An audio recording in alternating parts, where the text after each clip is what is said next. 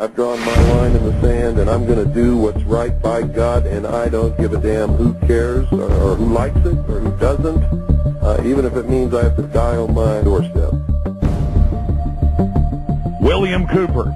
Bill Cooper shot dead last night about 1:30 in the morning Eastern Time. They had put out that Bill is not to be let back in that house alive. It was premeditated. Hitting Bill several times, Bill fell down right where the porch would start from the front door. That's where he fell, and he was dead. Even if it means I have to die on my doorstep.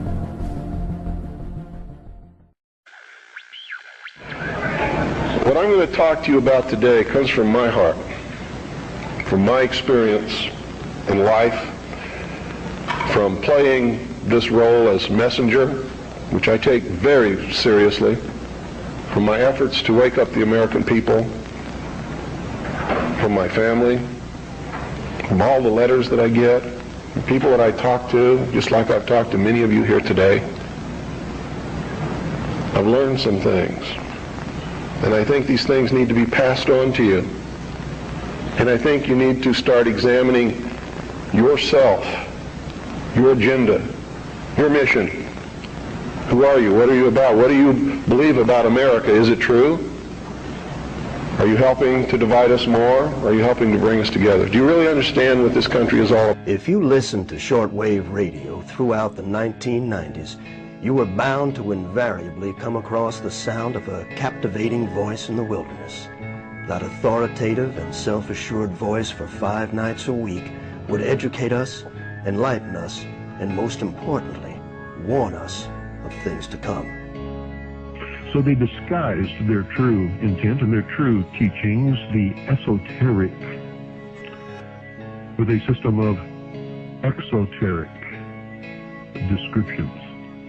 That to the profane would mean one thing, and to the initiate or the adept would mean quite another.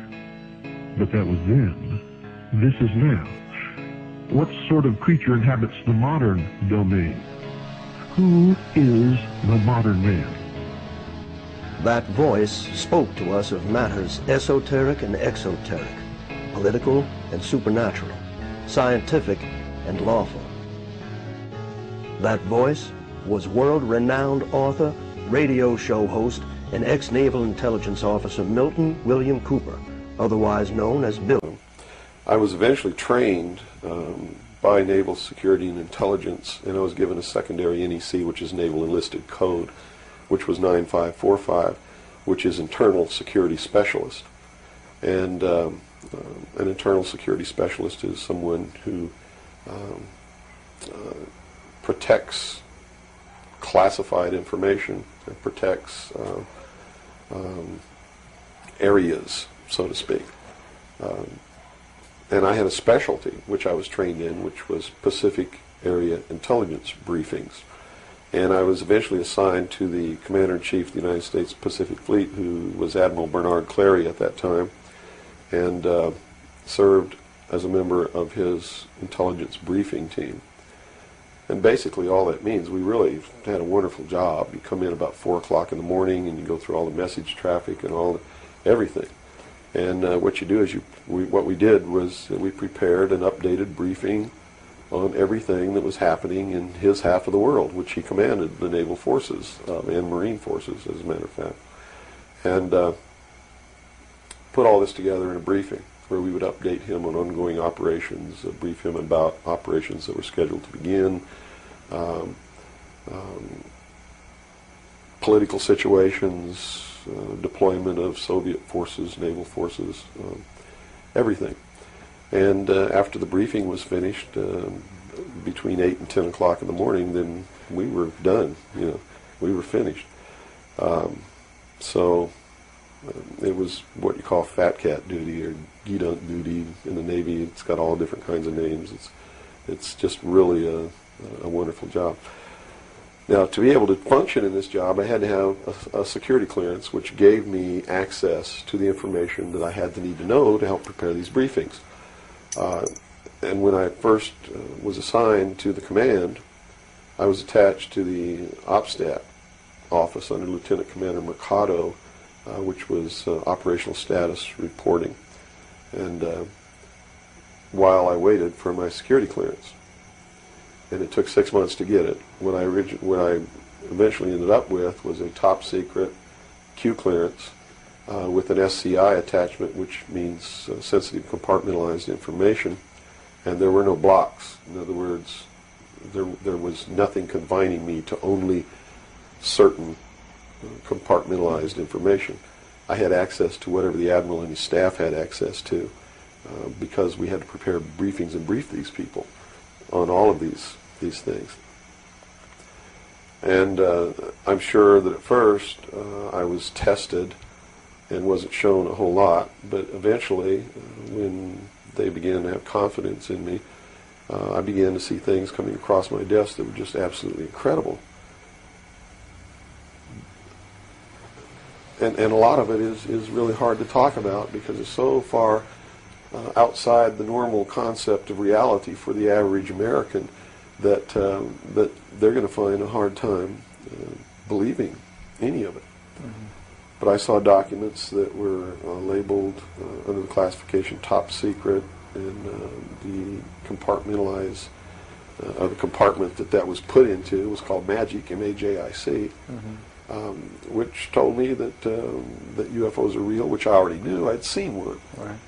But this went farther than that. It told me that they were extraterrestrial in origin, that there were 4 different extraterrestrial species or races visiting this Earth, and that they had actually entered into an agreement with the United States government with one of these species of alien beings to exchange technology, and it told me all the projects that was underneath this.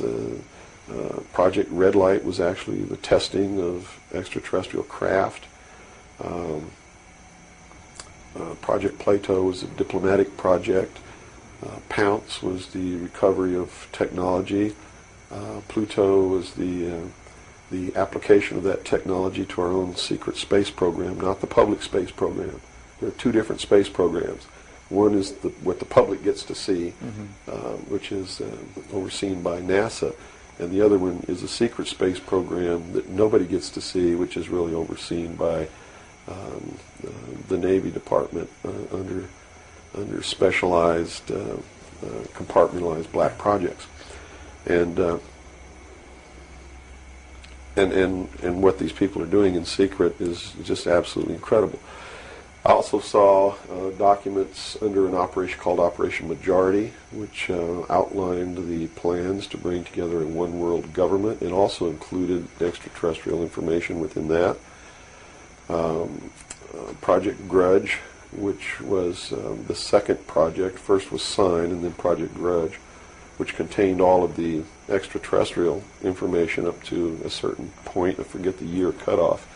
And then it was contained after that in another project called Project Aquarius, which was the accumulation of the whole history of alien interaction on planet Earth. But I have to say at this point that I don't know if those documents were really telling the truth or not. They could have been showing me these things so that eventually I would go out and talk about this.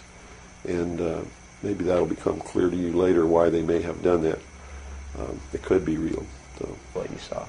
So immediately my head began to spin around, and I began to think, God, I've got to tell people that they're being manipulated. This is a lie. And it really, if the public were using their own intellect, they would know that it was a lie. The executive order quoted for this document was 92,000 something. I believe it was 92447, which is 92,447, and it was supposedly written by Truman. But Truman never wrote an executive order higher than 9,000. I mean, even today, there's no executive order with the number 92,000 on it. They've been consecutive since the beginning. So it was clearly fraudulent. So it's clearly fraudulent, but the public doesn't catch on to this. And here you got Stanton Friedman, one of the guys who implemented the contingency plan, Majestic, running around the country telling everybody it's not an executive order, it's a date, September 24th, 1947, which it very well could be a date. but it's listed in that document as being an executive order of the President of the United States, Harry Truman.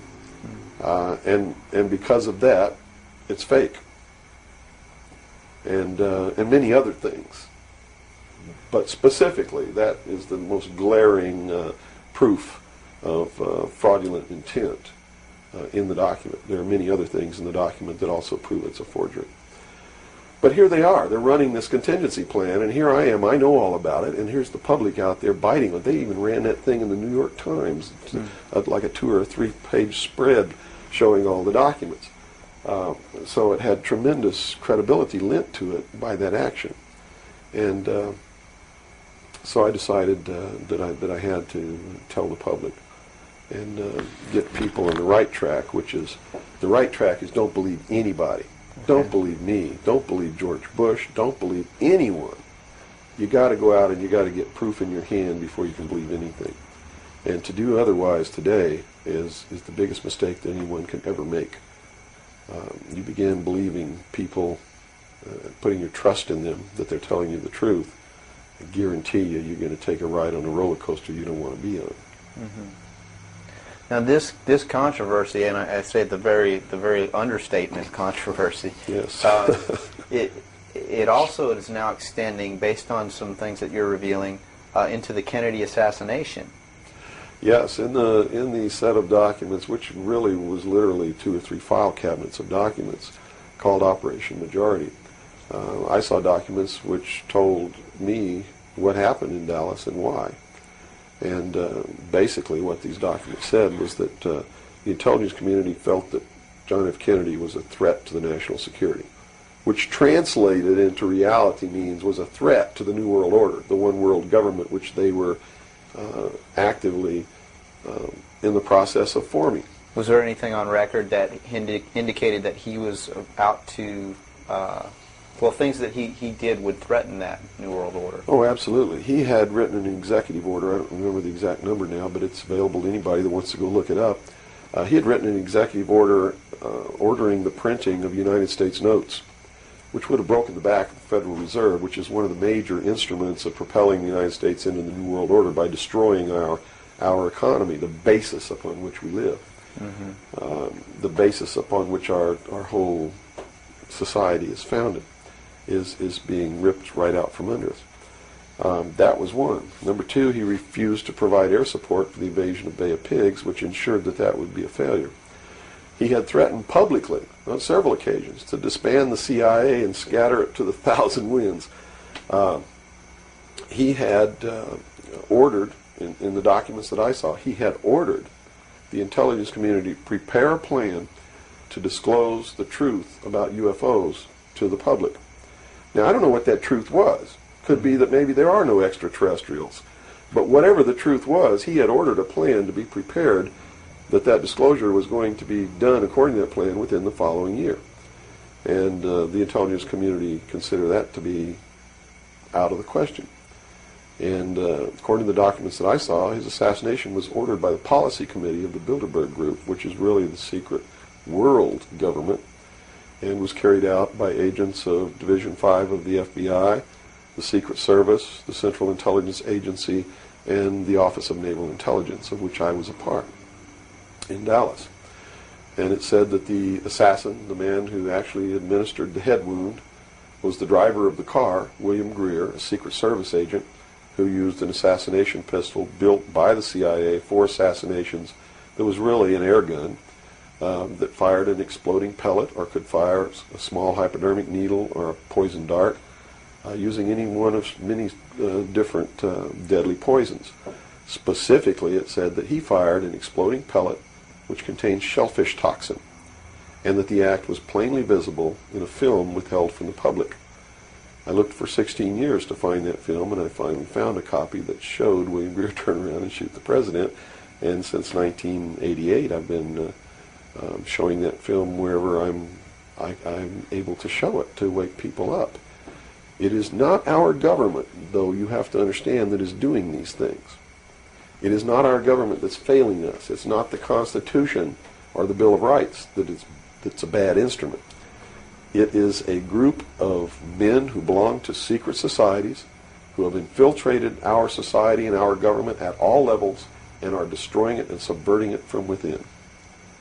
And every member of naval intelligence that I knew who was an officer was a 32nd or a 33rd degree Freemason. And I asked my commanding officer at one point, I said, why are all you guys Masons? He said, Masons are used to keeping secrets. It's part of their fraternity. So if you want someone who already knows how to keep a secret, you recruit Freemasons. Well, later on, I found out what the truth is. The truth is you're not going to be a naval intelligence officer unless you are a Freemason or a member of the Ancient Order of the Rose and Cross, but you have to be high degrees for that. I think the reason I was selected as a enlisted man is because I had belonged to the Demolay Society. Which is what? As a teenager. That's sort of the first level of Freemasonry. That's how they recruit teenagers and indoctrinate them into their principles so that they go right into Freemasonry when they become an adult.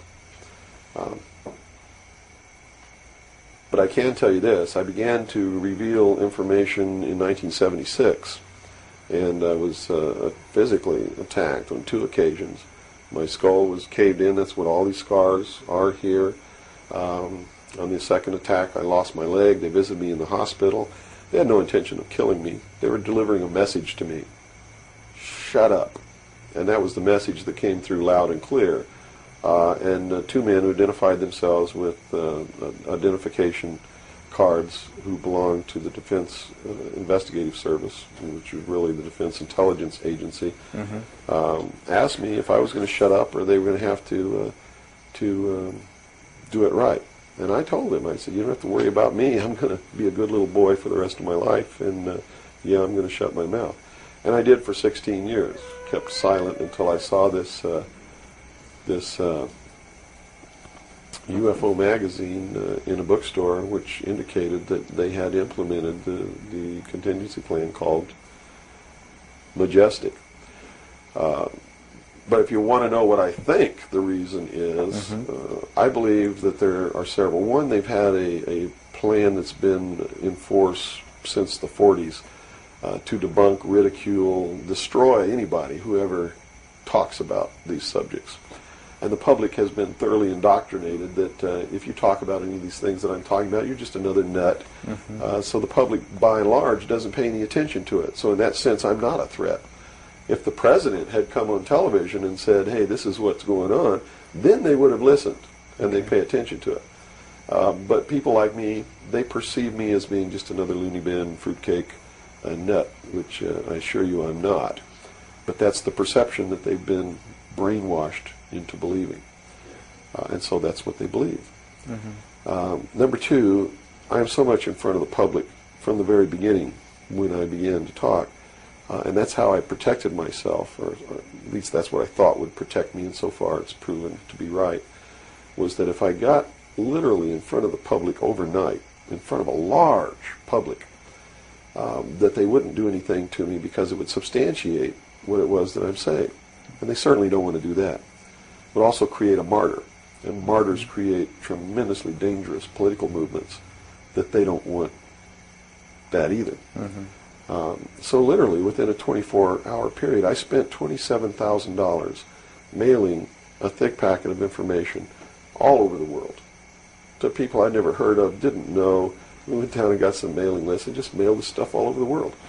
And so literally, when people opened these packages in their mailbox, and it was a perfect plan because they couldn't stop it. They didn't even know I was going to do it in the first place. And since we sent it all over the world, once it was out, there's no way they could retrieve it. At least no way that I can conceive of. So literally within 24 hours, I was a public presence. And people were asking all over the world, who's Bill Cooper? Is this true? Look what I got in the mail. And just literally flipped the world over on its ear. And I've been in front of the public ever since. So I think basically those are the reasons. They don't believe that the public's really going to listen to me. And so far that's been true. There is a small group of people all over the world who are awakening, who are beginning to understand that they've been living their life in fantasy land, and who are actively seeking the truth. But by and large, when the secret power structure says, as I've put in the first chapter of my book, right out of one of their own technical manuals, that a nation or world of people who do not use their intelligence are no better than animals who do not have intelligence, and thus are stakes on the table by choice and consent. They're absolutely right about the majority of people. It's one of the things that has been an illumination to me, is that they're not always wrong. And many of their goals are the right goals, but the method that they're using to reach that goal is the wrong method. In other words, if you set out to create a perfect world where there will never be any more killing, but to reach that point, you kill 2 billion people, you have become what you're trying to avoid. Right. And it can't happen that way. If you want to create a world of peace, it has to be done by peaceful methods. Yeah, if you murder someone to destroy a murderer, you have become what it was you set out to destroy, and thus it wasn't destroyed at all. It was perpetuated by that very action. And that's what these men are doing. They rationalize everything they do so that they feel better about it.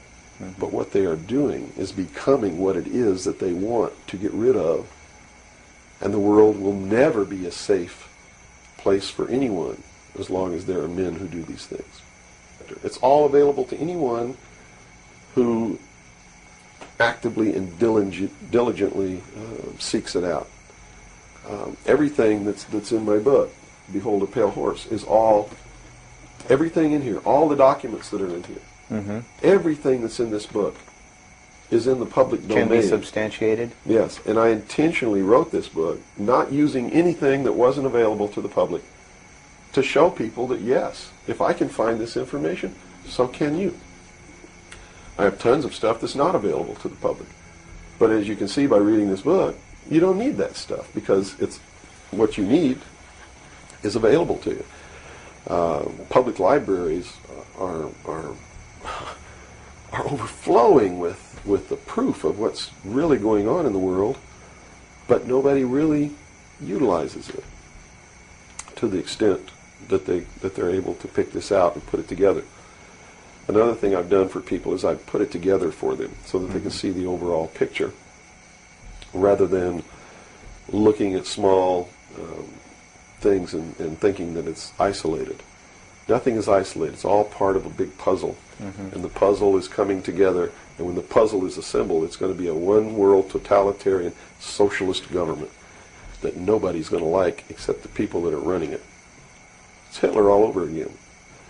And the rationalization is, we're going to create the world without war. The utopia. The utopia. But they will never create that utopia because they're not dealing with the problem that makes them want to create it, and that is the inherent flaw in each individual human being that makes us do the things that we do. Until that's overcome, there's never going to be a world without war, or without rape, or without killing, or without robbery, and anybody that thinks that there is has already gone off the deep end. But this is the truth. Either these men are following the book of Revelation, the book of Revelation as it is in the Bible. They're either following it, just like a plan, and bringing the prophecies in there to pass to manipulate and control those who believe in those prophecies and neutralize them, so to speak. In other words, if this is written in the Bible and God has ordained it, who am I to resist? It must come to pass, so I'm not going to try to stop it. Okay. What a perfect way to neutralize the opposition right off the bat. Or there really is a God, and what he said was going to come to pass is coming to pass. And I named this, Behold a Pale Horse, from chapter 13 of the book of Revelations. The fourth horse, the fourth horseman of the apocalypse, is the pale horse. And I looked, and behold a pale horse, and his name that sat upon him was Death. And hell followed with him, and power was given unto them over the fourth part of the earth, to kill with sword, and with hunger, and with the beasts of the earth. And that is taking place now today. The fourth horseman is riding across the world, now. That's what AIDS is all about. That's what all these little brush fire wars all over the world are all about. That's what's happening. That's why cancer cures are suppressed. It's because they fully intend to kill a minimum of 2 billion people by the year 2000. AIDS is an invention of man. It is not a natural disease, and it has been implemented and placed into the population as a population control. And when they did it, they had the cure before they did it. Mm-hmm. And when they deem that enough people have died or been killed, they will say, we have a cure for AIDS. And everybody will be called to report to some place to get an inoculation, which is going to do two things. One, it's going to stop AIDS in its tracks. And number two, it's going to implant a device which will be able to be used to track each individual person and maybe even to control those people. And that's what the pet implant program is all about. It's not about finding lost pets. They don't give a damn about pets, and they would never put a satellite in orbit to find a lost pet, but yet there's a satellite up there that they're using to find pets that have been implanted with these devices. They're testing this program on pets that's going to be used in human beings. And in the Los Angeles Times in 1989, they ran an article. It was 10 forecasts for the coming decade, was the title of the article. I have a copy of it in my research center. And number 5, I believe it was number 5, in those 10 forecasts for the coming decade was chemical or electronic implants to control individual behavior on a 24-hour basis, unquote. So it's not hidden at all. It's there for anybody who wants to look. One thing I've learned about these men is they don't just do one thing. In case the public discovers what they're doing, or discovers that somebody's doing, whether they know who's really doing it or not, and stops it. What they have running is several concurrently running plans so that if one or two fail, the other ones are going to take care of the problem. It sounds pretty hopeless. I mean, based on that scenario, is there anything, any uprising or what? Yeah, there is, but it requires that people wake up. It requires that they really learn the truth instead of live their life in fantasy land. You see, because nothing can exist without the consent of the people. Unless they buy it, it's not going to happen. You have to understand the difference between capitalism, socialism, communism, what all of these things really mean. You have to understand what the difference is between right wing and left wing. People, they use these phrases all the time, and they don't even know what these things mean. And it's just incredible to me to hear a socialist calling someone else a Nazi. Because Nazi means National Socialism. So here's a socialist calling a right-wing guy a Nazi, when what he should be calling the right-wing guy is anarchist. People on the right want no control. Mm-hmm. They're really anarchists. So they would, in it... They don't really consider you to be a threat unless you develop a large political following. Oh, okay. So, unless you have a large political following, you're not considered to be a threat to them. Because they figure that the people are too stupid to listen to you anyway. And generally, they're right. So we're in the process of educating people then. Yeah. Is the best thing. Education is 60 or 70% of the battle. Yeah. Because people automatically begin to do the right things once they learn what the truth is. They're educated to it. And that man's name is Robert Groden. He wrote High Treason, which is a bestseller out now on the Kennedy assassination. And he was one of the many so-called technical experts for the making of Oliver Stone's film called JFK. He's also a fake, a fraud, a traitor, a liar. He was hired by the House Select Committee on Assassinations based upon his resume, which says, very simply, that he is the world's foremost #1 photo analyst, which is a lie. He never went to school in photography. He never was a photographer. He never was a photo analyst. And I got to tell you right now that the world's #1 foremost photo analysts are all come out of the military intelligence community, who are trained to interpret high-altitude photography and learn what really is there. He never served in that capacity either.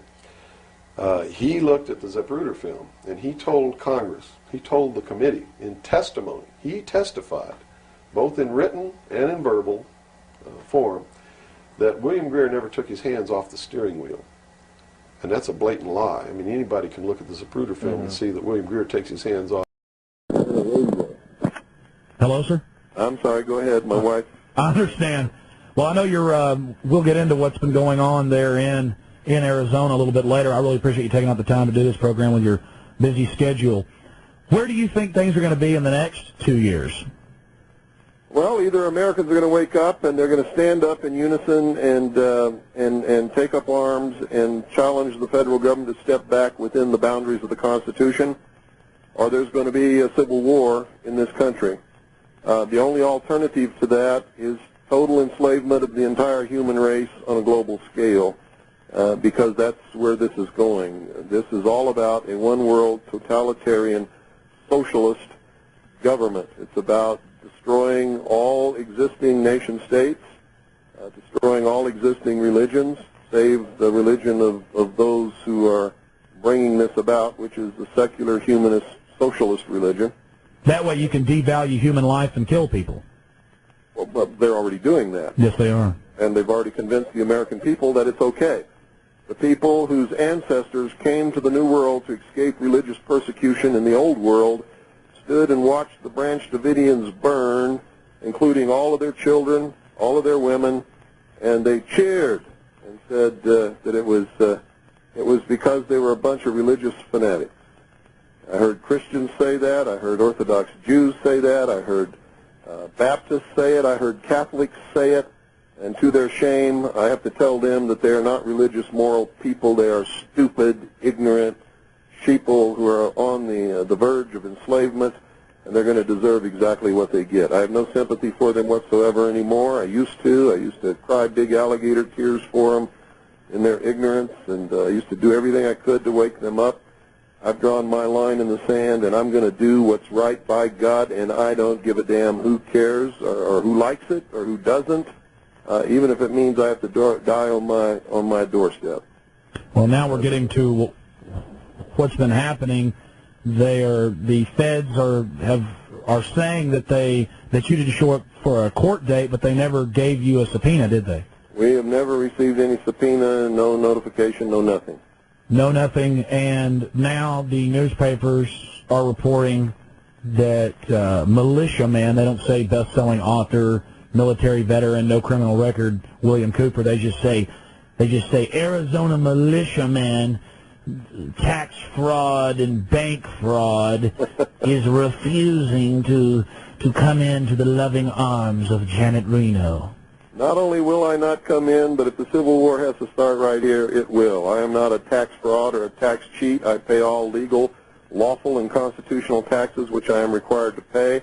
I've never defrauded any bank or any person in my entire life, and I will protect my rights with the tools given to me by the founders in case it should ever come to this. And if the rest of the sheeple want to proceed into the pens and get sheared and then continue up the ramp to the slaughter, that's their business. No matter what happens here, I win.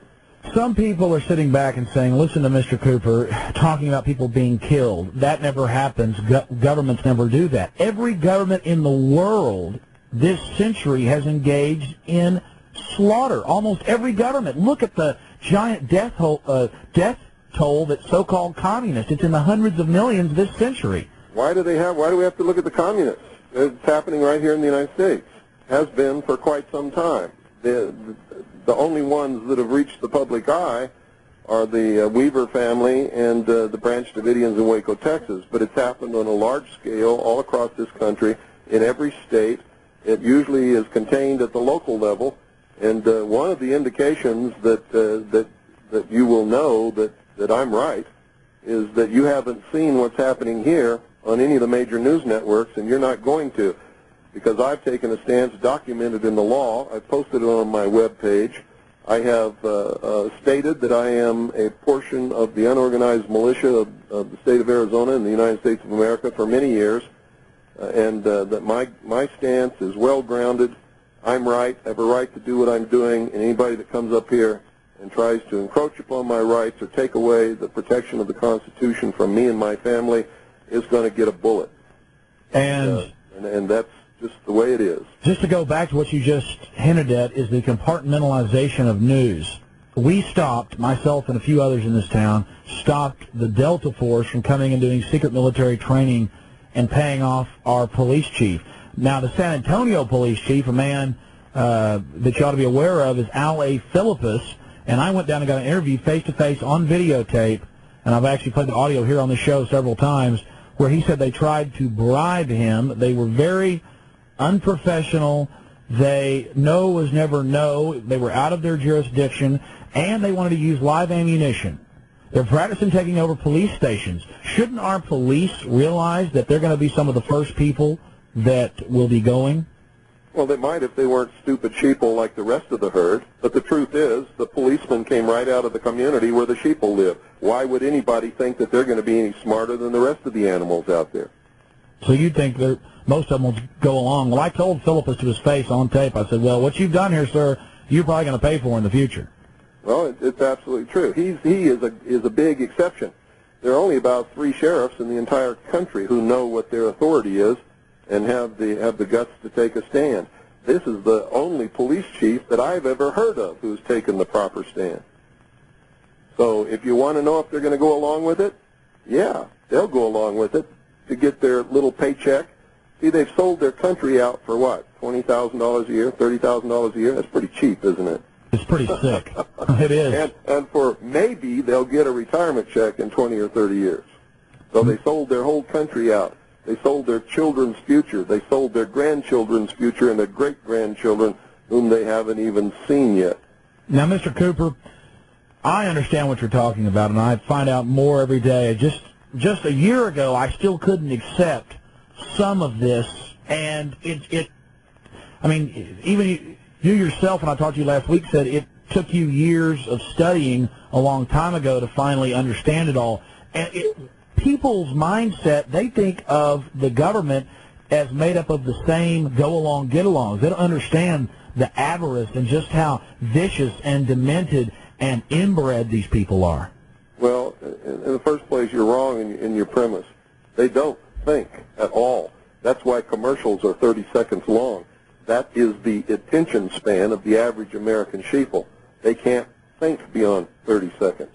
That's why no American company, our business, our group plans ahead more than about 2 or 3 months. That's true. We have no long-term strategic goal for this country. That's right, and that's why we're getting beat by the Marxist socialist communists, because they have 5-year plans, 10-year plans, 15-year plans, 25-year plans, and 50-year plans, and they stick to them. Man, absolutely. Well, it's scary then. What's going to happen? It's just going to be, I think that either the American people are going to become slaves within just a few years, and it's going to be an enslavement like nobody can even dream of, and it's going to extend worldwide, and we're the only people that can stop it, because we're the only people in the world still who have the capability, have the arms, and the arms to be able to stop it. Or there's going to be a civil war which will last between 5 and 15 years to restore constitutional Republican government and freedom and liberty worldwide. Well, that's the point. Even though most people are sheep, there is that between 5 and 10 million people that once it starts, I think more people will come out. And I don't want this to happen. This is just going to wreck the nation. I don't want it to happen either. Ever since I saw the plan back in 1971 and 72 when I was on the intelligence briefing team for CINCPAC Fleet to bring about one world totalitarian socialist government, and when I saw that the United States was behind the whole thing, this is not coming from without. The United States created the United Nations. Yes, the United States created the European Union that has just been formed. Well, you're saying the United States is acting as the world police force right now. Well, you're saying the United States. Wouldn't you say a foreign aristocracy out of New York and Boston? Nope. That controls our nation? The United States. Okay, Corporate United States. with its headquarters in Washington, D.C. District of Columbia. It is the stated and avowed policy of the United States government to create world government over the ashes of all sovereign nations and existing religions around this world. Why don't you... I'm telling you that I saw that plan while I was in the Office of Naval Intelligence on the intelligence briefing team, the Commander-in-Chief of the Pacific Fleet. Would you elaborate on that just a little bit? That's what Behold a Pale Horse is all about. I understand. That's what's in that book.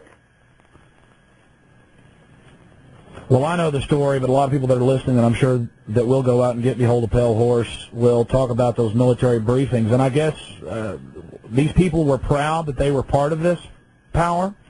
Oh, absolutely. This has been a goal for this. It's the reason this country was founded, and Americans don't understand that. The founding fathers, many of them were deists. They were members of the secret societies. Some of them were members of the Illuminati. They created this country and gave the common man freedom for the first time in the history of the world, made him a king in his own right. They told him what he had to do to keep his freedom and what he would lose if he didn't do it. And when they did this, giving the common man freedom, it toppled all the kings and queens off their thrones all around the world, and that was the major goal of establishing this country. If the common man could have been vigilant and maintained his freedom and not given in to the I want, and I deserve, and you got to feed me, and you got to do this, and you got to take care of me, and change my diaper, and wipe my butt, and get me a job, and entertain me, and all that kind of stuff, which always leads back into what they call democracy, which always leads into socialism, which end goal stated by Marx and Lenin is communism. What did you first think? Said democracy is absolutely indispensable to socialism. What did you first think when you saw this openly being discussed in the top levels of the military? Well, it shocked the hell out of me, but they thought I was one of them.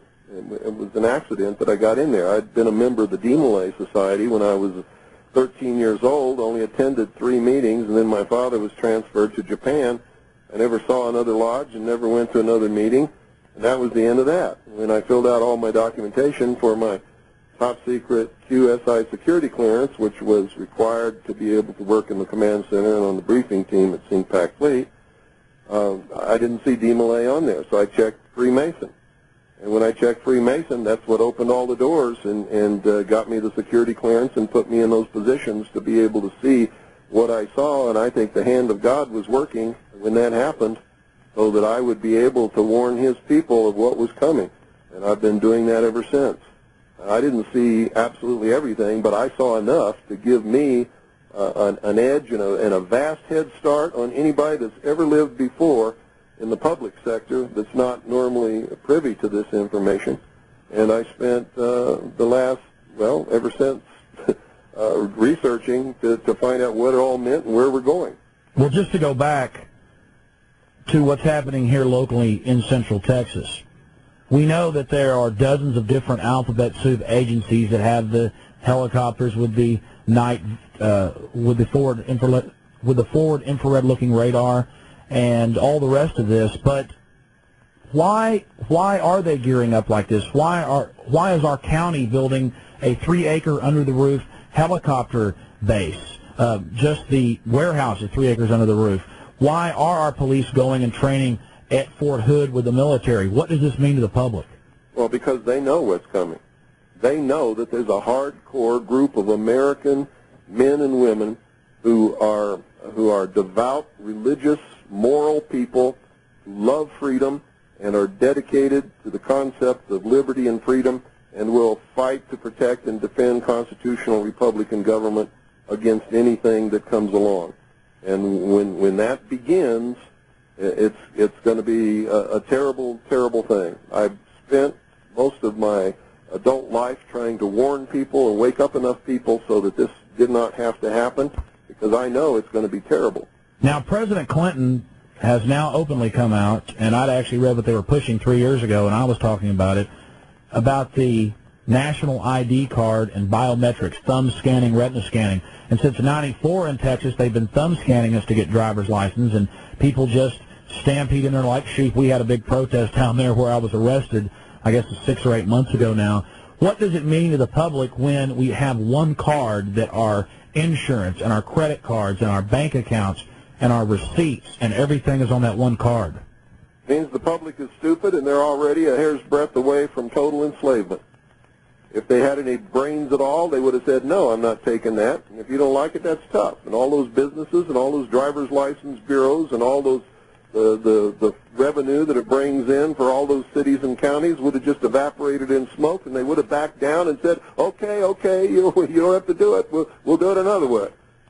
But they're too stupid to do that. They don't understand that the power in this country is the power of the people, and that they don't have to do anything that's outside the bounds of the Constitution. And the government can be held within the bounds, the restraints that the Constitution put upon it, that our founding fathers created so that the American people could never be enslaved. What is the They knew that nobody could come and invade this country and enslave the American people. The only way it could be done is from within if the American people allowed it to be done. What is the main goal of biometrics, retina scanning, thumb scanning? In my opinion, it is total loss of control of your destiny. If the IRS doesn't like you now, they'll just come take your house. If the IRS doesn't like you now, they'll just come and garnish your paycheck. But in the future, if they don't like you, they'll shut your card off. Well, let me give you a vision of the future. There will be no money. There won't be any driver's licenses. There won't be any insurance cards or anything like that. Everybody will have an account on a computer. Everybody will have a computer chip implant somewhere on their body that will access the computer. Everybody, when they go to work, will get so many credits for that work, and they can go out and wave their little computer chip in their hand or whatever it is under a scanner at the supermarket and buy whatever they've got credits to buy. And if they don't have credits, they got to stay home until they get some credits. Let me stop you for a second. I read this almost every week, at least once, and it's from the April 27th, 1997 Time Magazine, The Future of Money. I'm sure you've read it. And it openly on page 51, and anybody out there that thinks Mr. Cooper or I are BSing you, go read it. And it says the best part, now this is their words, the best part about it is your daughter in the near future can have a chip under her skin and you won't have to buy the drinks for her at the bar. I mean, everything's insane about that paragraph. And the whole 10-page article is about how great the smart card is and then the chip. And as we know, Time Magazine is a filthy, elitist propaganda rag. So I can't see how anybody would deny this. But I guess most people only see it as a convenience. What's insane about it is that the American people think that that would be convenient or that that would be good for them. It is the ultimate in-run goal to enslave the populace and to steal what's left that's not already stolen by the elite who are engineering and machinizing all of this stuff to make it come about. Now, the goal of a debt-based economy is not to get caught stealing, and that's what they're doing, stealing the wealth and the substance and the nation right out from under us, and that's the only end result that can come out of a debt-based economy. And the only way that they can't get caught is if the people allow them to go to a cashless system. Then they can never get caught. But if they don't go to a cashless system, eventually the economy will collapse and they're going to get caught. That's exactly it. And that's why they want to go to a cashless system, and that's why they ultimately have to. Anybody understands how this economy works and what the end result of a debt-based economy where the interest is never created or printed and the way that it works. It's a fiat Ponzi scheme. That it's got to collapse, or they have to go to a totally cashless system in order that they don't get caught and are able to perpetuate the theft. So what you're saying is that we have a fiat Ponzi scheme, con game government monetary system based on fractional reserve banking, and that the money machines are printing out of control. I talked to Congressman Ron Paul just a few weeks ago, and he said, yes, the Federal Reserve is printing 10% more money into the supply every 6 to 8 months. So this is creating this false prosperity, and the public just loves it. But meanwhile, they're just coaxing us in to this cashless society so the fairy tale can continue. That's exactly right. But talk a little bit about how you were at the top of Bill Clinton's FBI list.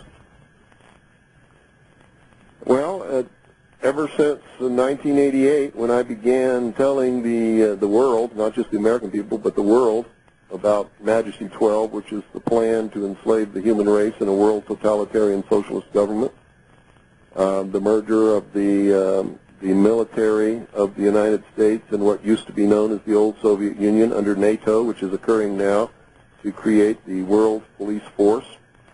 Most people don't understand that NATO is an arm of the United Nations. It was formed under the auspices of the United Nations Charter and takes its orders from the Security Council. Warsaw Pact was also formed under the auspices of the United Nations Charter and was an arm of the United Nations and took its orders also from the Security Council. The Cold War was a total farce, and that's why we never had any military conflicts with the Soviet Union. What is your opinion of the UN passing its new World Court? Well, if they've passed a World Court, how can they have a World Court if there is sovereign nations? Because sovereign nations are not subject to any courts but their own. So how can they have a world court unless there's a world government to which sovereign nations have given up their sovereignty? Does the Constitution for the United States of America say that we are subject to the dictates or the jurisdiction or the rulings of a world court? Does it say that anywhere in the Constitution? No, it doesn't. And when I watch the local news, all I hear is how wonderful the United Nations is. Our public are being indoctrinated about this. You have no criminal record. You were honorably discharged from the military. You're an author, shortwave radio host, and you have a monthly newspaper.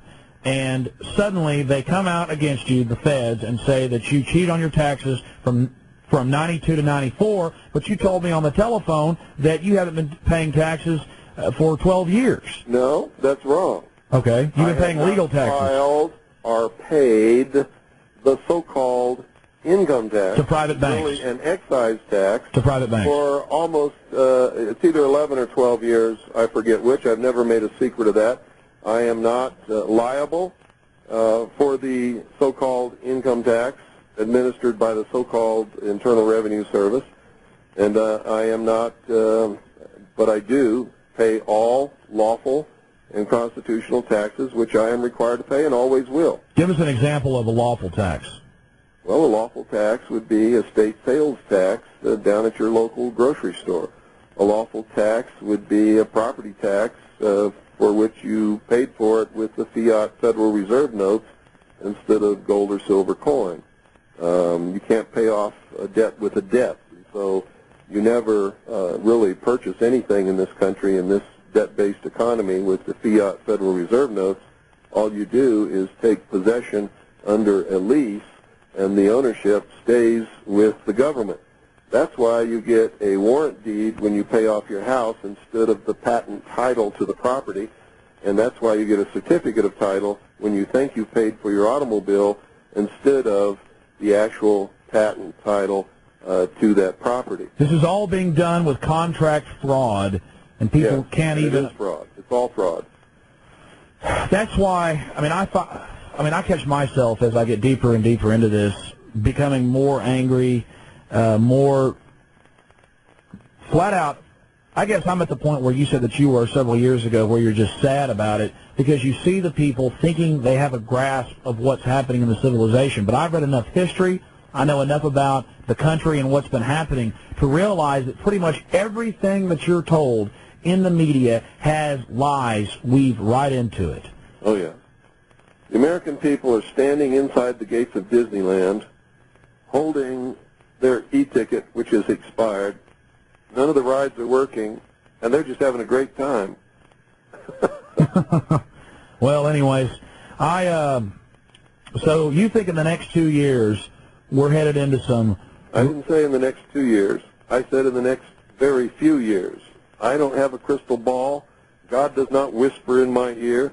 I'm not a prophet, and I'm not a psychic. Well, sir, but I can I'm none of those things either. From what I saw in that plan when I was with ONI, and what I have researched since then, tells me that within a very few years, the American people are either going to be totally enslaved in the worst enslavement that you can even dream of, or there's going to be a civil war actively being fought under the most terrible conditions in this country. Well, I don't have a crystal ball, but it's pretty simple to predict what these guys are going to do now that they're out in the open. I mean, 10 years ago it wasn't so out in the open. Now you turn on the TV, UN World Court, Clinton pushes national ID card. You turn on Lair News Hour. Secret military teams are trading with your local police. It's pretty much in your face now, and I don't know if Clinton wants to leave office, or maybe he wants to go be head of the UN or something. Who do you think, as leaders from your intelligence networks, do you think are on the horizon? Who do you think the next president will be? Do you think? Why do I care? They're not my leaders, and it's not my government anymore.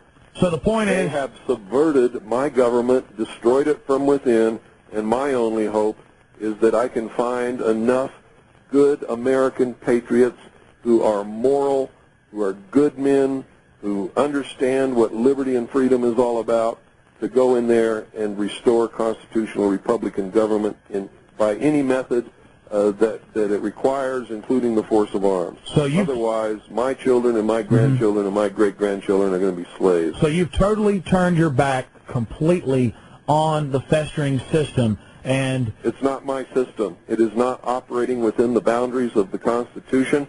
They have thrown the Constitution out. It is treason in operation. There is a subversion of government going on as we speak in the halls of government throughout this country, not just in Washington, D.C. And so you're saying it is criminal enterprise, incredibly sophisticated, controlling Hollywood, the universities, and the major mass media through foundation money and through control of finance, and all their whores and all their pomps and all their little agents don't mean a damn to you. You're going to take care of your family, try to educate the public, and just continue to prepare. And you're saying that you have not committed any crimes, you're not bothering anybody, and if the feds try to come and take your home and take your family, that you're going to oppose them with force of arms. Absolutely. They have declared war upon me and all patriots and everybody in this country who is a loyal constitutionalist, who has taken an oath to protect and defend the Constitution against all enemies, foreign and domestic. And if the Civil War has to start on my doorstep, that's as good a place as any. So fine with me. So the Civil War has to start somewhere. Might as well start right here. Now, the federal attorney general out there, is it Rivera? Jesus Rivera? He's saying that they're going to proceed against you with prejudice and caution. I think... well, you're reading... No. You're reading an article that you read in the Arizona Republic. Yes, I am. The communist newspaper. Never tells the truth. I can guarantee you that that's not what he said. I can guarantee you that what he quotes that Sheriff Arthur Lee said is not the truth. We spoke to Sheriff Arthur Lee last night. Arthur Lee says that I'm right, that he has jurisdiction over the feds in this county, and he has told them not to come in this county and harass this family. Absolutely. Well, we've learned that with the press, that they will flat out not twist the truth, but when they need to, they will flat out lie. Flat out lie. Flat out lie. Well, that's great then. You're not in too much trouble if you've got the sheriff on your side. People don't realize the power of the sheriff. Not just the sheriff. This is a good American community here, and there is a very strong militia, and not just here, but good, solid Americans all across this country are sick and fed up, and we know that if they attempt anything here, there's going to be a war the likes of you can't conceive of what's going to happen. What can people here in Central Texas do to try to fix what's happening to the federal government? Or are you saying now it's so shot? You cannot fix it. It cannot be fixed. Cannot be fixed. All we can do... They're not going to let anybody fix it. Your vote doesn't mean a damn thing, and if you haven't figured that out yet, then you're too far gone to even be listening to me. Exactly. That's what Congressman Ron Paul, and I was shocked when even he said that. He said to me in the past and to my associates that all he can do is try to get the word out up in Washington, that he really doesn't have any power. All he can do is try to raise alarm bells about fascistic, communistic legislation that comes rolling past him every day. And he said that he thinks things are far gone. I said, so, sir, the sun is setting on the Republic. And he goes, well, it's pretty much already set. And, that's correct. And we're going into this thing full bore. And that's why the socialists talk about the new dawn. What is the new dawn? The new dawn is the bringing to fruition of the new world order. Their totalitarian, socialist, utopian world. Technocracy too, sir. Doesn't technology tie into their little fun games with the... That's their biggest weakness. I just hope they cling to their technology with all they've got. I hope they train every soldier to use computers and not be able to function without a satellite uplink and all of that stuff, so we can just kick their butts all the way back to Washington, D.C. and try them for the crimes that they're guilty of. Sir, I don't want to get into the things that you've already sacrificed and done for your country, but you've actually been threatened quite a bit, and people have actually attempted to try to kill you, haven't they? Oh, yes. Almost succeeded a couple of times. In fact, you lost... My head caved in. I've lost my left leg in this fight. We've been shot at. We've been threatened. They made it so that we couldn't work for anybody. But, you know, that's exactly what happened to the Founding Fathers. They lost everything. They lost their families. They lost their children. They lost their wives. They lost their property. They lost limbs. They lost everything. And it was only really 2% at the start of the revolution that got it going, wasn't it? Well, I believe it was about 3.8% of all the people in the colonies helped found this nation and fought the Revolutionary War to create it and give what they called their posterity liberty and freedom. And the United States government was created to protect the rights of individuals, whether or not they voted. No matter what happened, they were supposed to stay within the bounds of the Constitution and protect the rights of individuals, and guaranteed us in that document constitutional and Republican government, not just in Washington, D.C., but in every state, every county, every city of this country. So, Mr. Cooper, you think that the feds may be backing down simply because you're in a strong community, or do you think they could just fly over one night and launch a hellfire attack with a... Doesn't matter what they do, they lose, and they know it. They've stepped on their dicks this time. No matter what they do, they lose, and they know it. Because if they make a martyr out of William Cooper... Not only that, I'm right within the law. I am right under the Constitution, and I am right within the law, and it's all posted on my website so and the Internet. You're saying you've dotted all your I's, you've crossed all your T's. Absolutely. You've drawn your line in the sand. They lose. They either back down and get within the bounds of the Constitution, they lose. They come up here and they kill us all, they lose. And we're still free. Now, a lot of people aren't going to understand that, but I'll still be free. No, you were mentally free. You didn't bow down, you didn't play the game, you didn't compromise. You died with your morals and with what you believed, and you were not altered by their propaganda or their intimidation. That's right, and none of us are afraid. We are Christians. We know that if we do the right thing, God is going to smile at us when we get to those pearly gates. However people view those pearly gates, I don't care. Absolutely. The truck was parked. It was unmarked. No one was in uniforms. They did not identify themselves. That was it. They had said that in their briefings the very next day. They were parked here. They intentionally had a vehicle with an incredibly loud stereo system, and they made a lot of noise themselves, you know, hooting and hollering. Bill came down and told them, this is based on the law enforcement people that told me this, that were involved that night.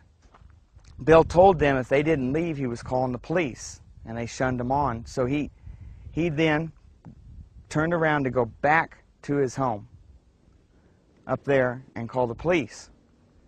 Now, at that point, they were here, and he just basically turned right there, just out on this lot a little bit, and went on back. Right here out of this juniper was a spot. I was told by law enforcement officials that the first deputy came out right at Bill's truck, because he was cruising along slow, watching them more than likely in his rearview mirror, me knowing him very well. to make sure they didn't follow him back over there. He came out, and this is the point where Bill knocked him off sheerly with his arm, not ran over anything. That guy basically just landed on his butt because Bill hit the gas. So he made this little curve here, and this is where he stopped. At this point, according to law enforcement officials, from their briefing, and then plus people on site right then, when he stopped, one more person approached the vehicle, but not running. And that's when he did the open hands thing and a sign of, you know, like surrender or whatever. Hit up on the bank just trying to avoid the vehicle that then came shooting up here, full bore, full speed, came ripping up the hill. So obviously the people at the end had communications with people down there on the road. Must have verified that Bill had turned around coming back to his house. So they came zooming up here in a vehicle. He's avoiding them. He comes up on this bank. It was testified as that by the law enforcement reports, as well as the evidence on his vehicle that is what happened. The exhaust system was tore off the bottom. He then proceeded right there past the small elms and the driveway to the front of his yard.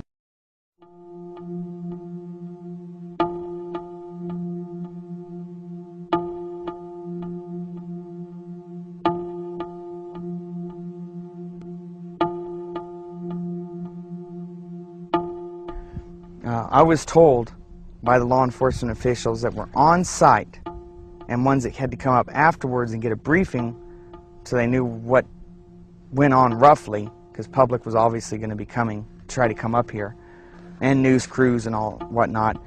They had put out that Bill is not to be let back in that house alive. It was premeditated. It was put out, Bill will not be allowed back in alive.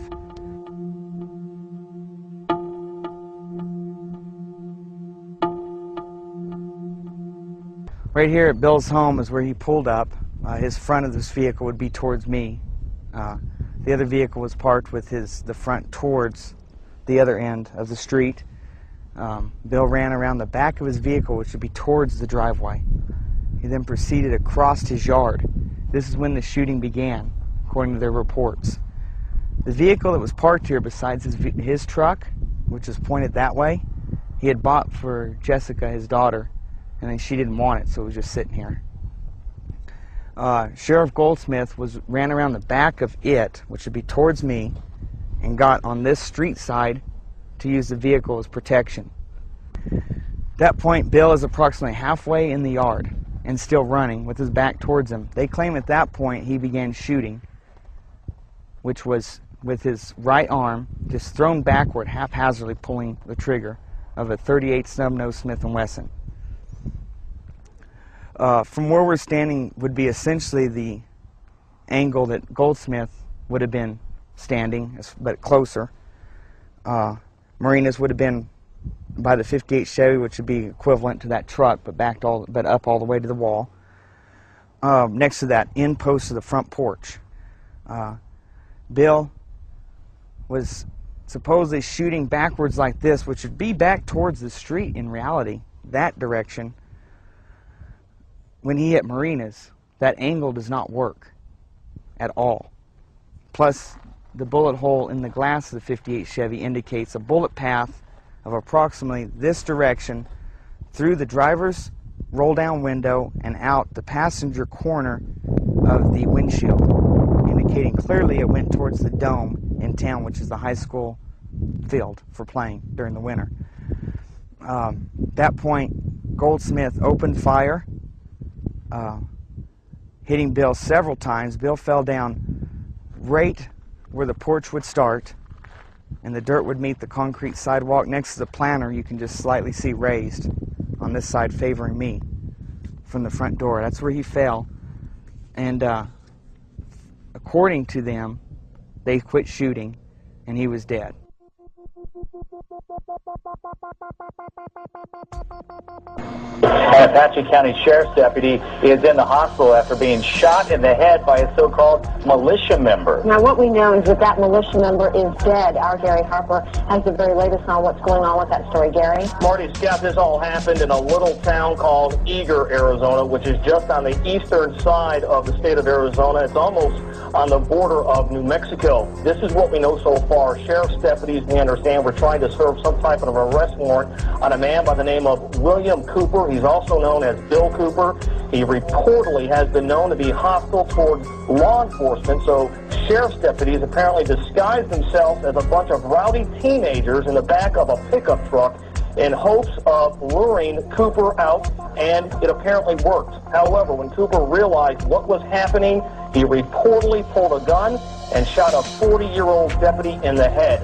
During the gunfight, Cooper himself was shot and he was killed. Now, this is what we know about Bill Cooper. Officials say he belongs to some kind of militia movement and has published several anti-establishment articles. He has a website, we understand, and on that website he acknowledges that there is an arrest warrant for him, but he writes, and we're quoting here, any attempt by any federal government agent or anyone else to execute the unlawful arrest warrants will be met with armed resistance.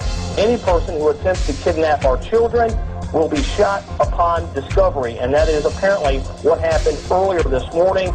Sometime after midnight, Cooper reportedly pulling a gun and shooting a 40-year-old Apache County Sheriff's deputy in the head.